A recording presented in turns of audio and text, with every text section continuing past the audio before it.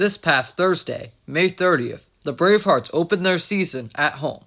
Before the game started, I had the chance to speak with manager Alex Dion and leadoff hitter John Thrasher. Alright, so I'm here with Bravehearts manager Alex Dion. And first of all, what are some of your hopes for this season? Well, I think every year our expectations are to win a championship, so we've given ourselves an opportunity to do that the last 5 seasons.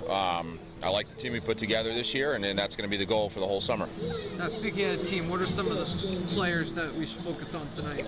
Well, our starting pitcher, Sean Babineau, tonight. He's a left-handed pitcher from Springfield College. And then we have some guys who are coming back. John Thrasher's going to lead off for us.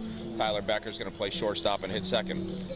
Now, I've heard that some players are still at their college with their college teams.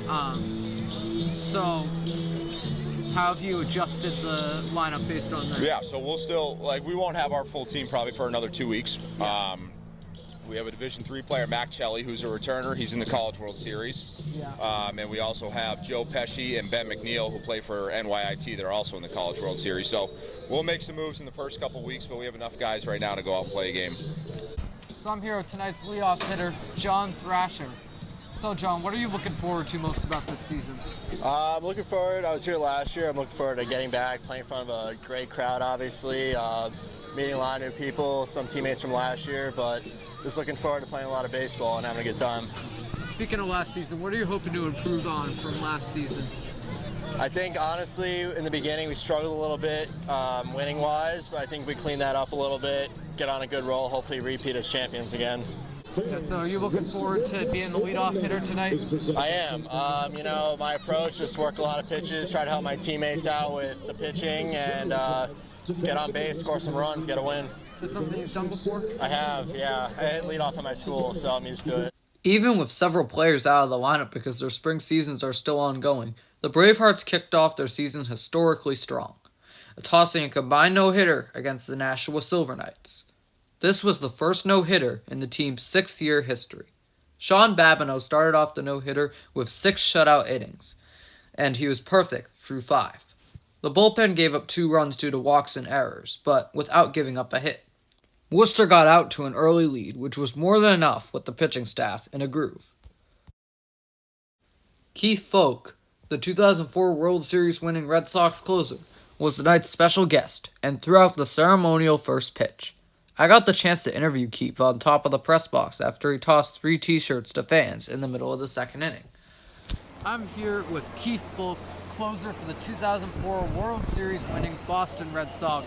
Now, what were your top 3 moments from that season? The top moment of the year is obvious. Obviously winning the World Series was incredible and, one of the greatest things that ever happened in my life. Man, the other 2, I really enjoyed how the team came together after we had the big fight with the Yankees. The team really bonded after that, and we seemed to take off. You know what? The parade. How about that? The parade after the World Series in 2004 was one of the coolest things I've ever been a part of. Just seeing 4 million people out there just hollering at you and everybody just happy as could be that we ended the curse. Yeah. Now, as you know, that wasn't just any World Series. It broke an 86-year curse. Does that add motivation for you as a player? It did, because, I was at home. I watched the 2003 series on TV. Yeah. And after that, I knew that Boston was going to be interested in me.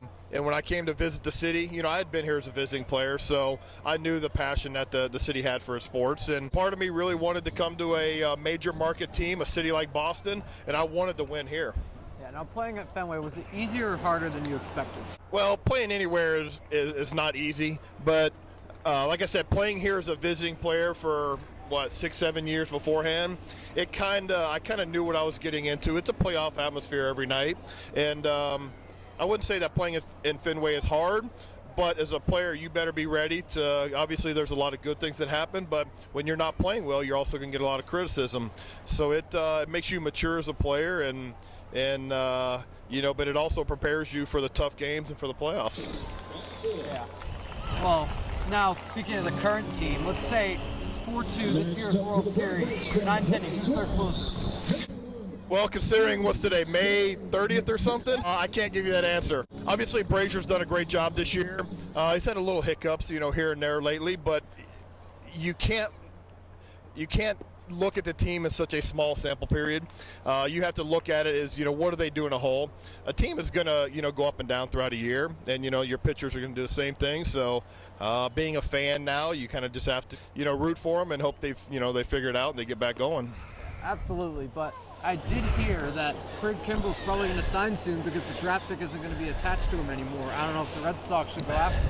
Maybe I'll give you Dave's number. Maybe you can call and ask him that. But, that Kimbrell situation, obviously it's very unique. And, I think it is if he's not signed by, sometime next week, they lose that draft pick. But, that's more front office stuff. Lastly, so have you ever been to a Futures League game before?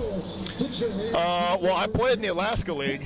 So the last time I was at a Futures League game, I was actually playing in one. Oh, really? So, yeah, I played for the Anchorage Bucks in, 1993, I guess it was. Oh, yeah. So it was after my sophomore year in college. So what do you enjoy most about the experience? Well, I love being in Alaska, but it was also a great, place where I really started, I was able to measure myself against, the other elite college players. And it taught me at a very early age that I had to work hard, to be able to compete with these guys. Yeah, and look where it took you. Maybe some of these players will end up in the majors. I mean, that's exactly right. You never know. Baseball is such a funny sport because guys mature at different levels. So you never know what a guy is going to do, today compared to what he's capable of doing 5 years from now. So that's one of the great things about leagues like this is it gives guys the opportunity to go out there and play at a next level with other great players. In the bottom of the second after the t-shirt toss, the Bravehearts got on board with a 2-0 lead. A trio of walks loaded the bases, and Jacob Sessa drove in 2 runs on a double to deep right center. Though it was a combined no-hitter, Jack Garner stepped up in this game, both offensively and defensively, catching all 9 innings of the no-hitter. I spoke with Jack after the game. I'm here with Bravehearts catcher, batting third tonight, Jack Gardner. Now, this is the first no-hitter in Bravehearts history. How does it feel catching it? It's definitely a special moment here. For the past couple years, I've came here as a fan and always wanted to play here. And tonight, I not only got to do that, but I also got to be a part of history. So I hope that that's a good pace setter for how the rest of the season's going to go. Yeah. Now, is this the first no-hitter you've caught? And if so, how did it feel catching your first? Yes, this is the first no-hitter I have caught. I've caught some pretty special games before, but a collective no-hitter is pretty special, and it's pretty special to do it here in front of Worcester and the hometown fans here. And Sean Babineau threw almost 6 innings, perfect. How are you feeling about Babineau's performance and what it means for the rest of the season? He threw great. He worked fast. He hit his spots, and he just had great command of all his pitches tonight. We were able to keep hitters off balance. I could tell that some of those hitters had great swings, but he's a tricky lefty. He can locate all 5 of his pitches for strikes, and he dominated both sides of the plate today and up and down. Now, even though it's a combined no-hitter, you caught the entire thing. How does it feel to be part of Bravehearts history? It's humbling, and it's an experience and a moment that I'll probably never forget. Okay. Gardner contributed to Worcester's hot start in the 3rd inning with a base hit. Cleanup hitter Paul Kumalos drove in the runner on 3rd, Tyler Becker, on a groundout to give Worcester the 3-0 lead. Aiden Wild's single drove Gardner in to make it 4-0.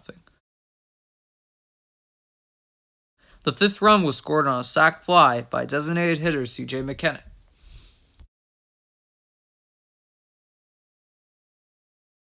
After the game, in addition to catching up with Jack Gardner, I caught up with manager Alex Dion and general manager Dave Peterson.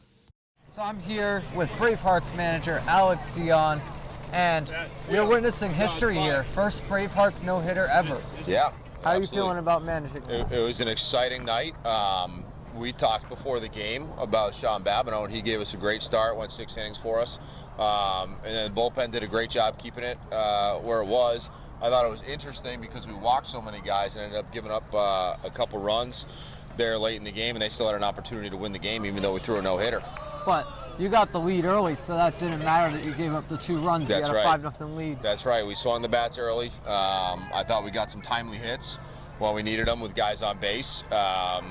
And yeah, it was exciting. I mean, it's opening night. Obviously, everyone's excited here. So to come out with a win is awesome. And this team has plenty of depth. Like tonight, they scored 5 runs, but we're still missing Pesci and we're still missing Mac Chelly. So maybe when they come back, we could see even more production. And Ben McNeil, the shortstop from NYIT. So we're missing a few guys right now, but. We'll add those guys in the next 2 or 3 weeks. We'll get some more high school guys who are coming in. We'll add some pitchers, and our roster will probably fill out, by the middle of June. All right, I'll be here June 18th. That's my next game. Awesome. I'll look forward to it. I'm here with Bravehearts General Manager Dave Peterson. So we've just witnessed the first no-hitter in Bravehearts history. How's it feel being part of this team? I can't believe it, quite honestly, because I looked up in the 3rd inning. I said, wow, I mean, there's no hits right now. I looked up in the 6th inning, and I was around some people who didn't want me to say anything, so I didn't say anything. But then a couple of pass balls and walks, and you just think, well, there's 2 runs on the board. There's not a no-hitter going, but there was. And I was shocked at the end of the game that we had actually finished the game with a no-hitter, which is so funny because we're actually doing a promotion in a few weeks that if we throw a no-hitter, some fan is going to win $25,000. So imagine if that was tonight. Yeah. Yeah. Well, hard to believe a no-hitter, but because they scored 2 runs, but we already had the lead 5-0 right away. They got the crowd right behind them in the 2nd and 3rd inning. John Thrasher had a wonderful night tonight. It's good to have a good core group that came back from last year, like Mariano Ricciardi, and we're just going to keep adding to that when Mac Chelly comes back, and our center fielder Joe Pesci, who are still playing the NCAA tournament. So I think it's a very exciting group this year. We saw Jack Garner. He caught that whole game, even though it was a combined no-hitter. I think it was a pretty impressive night on his part. Maybe he should be the one that is actually credited with the no-hitter. Yeah. You got to give some credit to Sean Babineau, though, who threw 6 innings almost perfectly. Well, and he really beat us up last year when he played for the Vineyard. As you know, he played in the league, and I know his family. They've been to the ballpark a few times last year, and I just kept saying, well, here's a kid from Ashland, Massachusetts, which technically isn't Central Mass, but it would be wonderful to have this kid on the team. So we recruited him in the fall, and when Martha's Vineyard left the league, we were lucky enough to get him, and he's very talented, and you saw that tonight. Yeah, I think going to be a key piece of this team, for sure. Yeah, absolutely. Add to that big core group you were talking when you about. can come at hitters from the left-hand side like he does, then it's going to be tough to play against him. He's very deceptive in his delivery, and I do think he's going to be a big part of this starting rotation going forward. Despite the on and off light rain all night, it was an exciting opening night and an amazing start to the Bravehearts season.